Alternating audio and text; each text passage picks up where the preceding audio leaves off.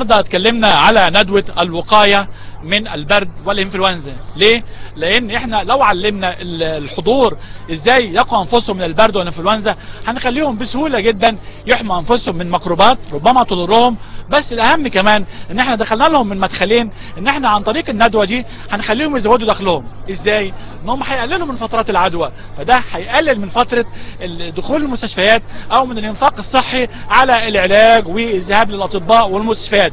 كمان ده كمان هيخليهم ان هم يقللوا من فترة الغياب من المدارس، يعني معنى كده هيزود التحصيل الدراسي، هيقلل من فترة الغياب عن العمل والمصنع. يعني معنى كده بدل ما رب الأسرة يغيب عن العمل 10 أيام ويتعاقب ويتخصم من راتبه، بعد كده هو يبقى يرفع مناعته ويتعلم ازاي يقي نفسه من البرد والانفلونزا، مش هيغيب. بالشكل ده هيزود دخله.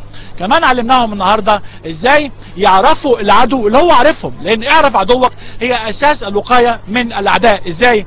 لان احنا ما بنشوفش الفيروسات، ولكن للاسف الفيروسات ترانا واذكى احيانا مننا، لانها بتشوفنا وبتجيلنا. معنى كده انها عندها القدره التسلل الينا عن طريق 3 بوابات. البوابات دي لازم نعرفها كويس جدا، اللي هي الانف. يبقى علمناهم النهارده ازاي يغسلوا الانف، ازاي يغسلوا ايديهم اللي هيحطوها على الانف او العين او الفم. علمناهم ازاي يعطسوا وسميناه العطس الصحي الامن.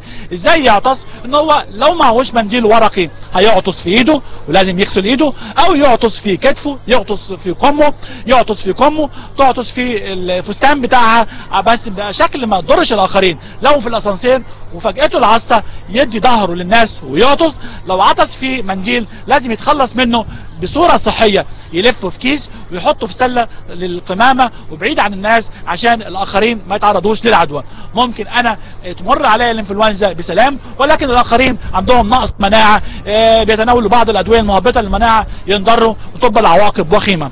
علمناهم النهاردة إن برضو في حاجة اسمها غذاء ضد برد الشتاء. غذاء مجاني من عند ربنا خلقه في الشتاء عشان يرفع مناعتنا. عندنا الجوافة فيتامين سي كميات كبيرة، عندنا الجزر، عندنا الرمان، عندنا البرتقال، عندنا الليمون، عندنا اليوسفي. الحاجات دي كلها مجانية.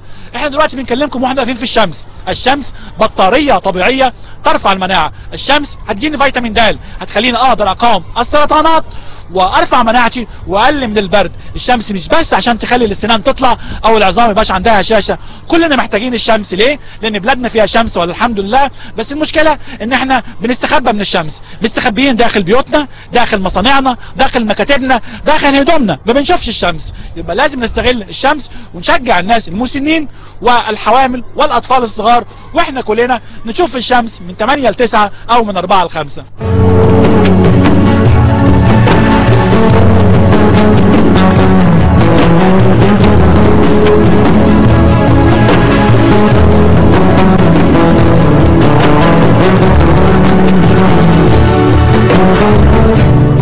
الدكتور مجدي بدران له تعاون كبير وله سجل مشرف بينه وبين مشروع التنمية الدوية الجديدة من خلال الندوات اللي بيعقدها للتعريف والتدريب ولمعرفة الأهل والآباء الأمهات الأطفال بالوقاية والمحافظة على الصحة. بيتم برضو مع الدكتور مجدي بدران بتقدم عمل تطوعي من نفسه، بيقوم بالكشف الطبي مجانا على حالتين كل اسبوع من ساكني وقاطني مشروع الدويقة. دكتورة رانيا ابو شقة برضو استاذة القلب بتيجي بتقوم بالكشف الطبي على الاطفال، والمحتاج بتعمله التحاليل، واللي محتاج التحويل او الحالات الطبيه الحالات المرضيه بتحولها لمعهد القلب وبيتم متابعتها وعلاجها. المشاركة المجتمعية عندنا في المناسبات الدينية والاجتماعية بنقدم الزي المدرسي للأطفال أو التلاميذ الغير قادرين والأيتام، بنقدم الحقيبة المدرسية، بنقدم لهم في المناسبات الدينية شنطة رمضان في المولد النبوي. يعني بنحاول يتم مشاركة مجتمعية بيننا وبين الاهالي والاسر منطقه الدويقه. بنعمل نشاط الرحلات، بيقوموا رحلات سياحيه، رحلات دينيه، رحلات علميه ثقافيه ترفيهيه. رحنا وديناهم اكثر من مكان، القلعه، قلعه صلاح الدين، بانوراما 6 اكتوبر، النادي العلمي في 6 اكتوبر برضه في مدينه 6 اكتوبر، مدينه الفسطاط يعني او حديقه الفسطاط، عده المجمع الاديان، عده مناطق رحلات سياحيه تمت خلال 2010.